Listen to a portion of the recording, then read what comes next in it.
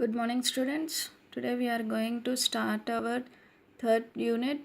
In that first chapter, the name of that is string matching. Right. So your name itself indicates what we have to do means we have to match the string.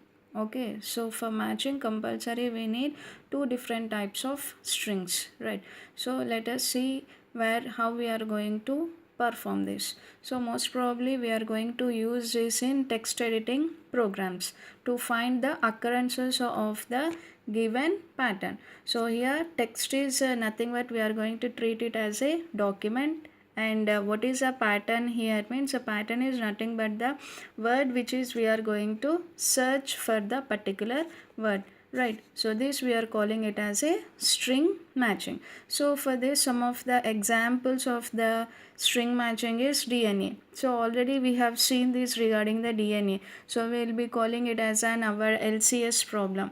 So we have seen it, LCS problem we have seen, that we will be covering. And also one of the example is internet search engines. Here also we will be using it. Right, so we are aware of our LCS, refer it once. Next, how we are going to represent means a string matching problem can be represented as. So here we are calling it as a string. String is nothing but an character array. Character array representation we are going to do. String is a character array, so we are calling it as an array. So again we are going to represent it in the form of an array. So let the text be a array, so we are denoting it with the T.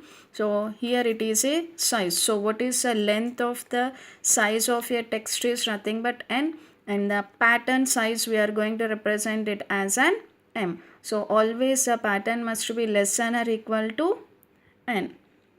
Right, so here pattern P, text T, we are going to represent P as a pattern, T as text, and we are going to represent with as a characters of finite alphabet. So we are going to represent it, either it may be of zeros and ones, or it may be of A to Z and with some special characters.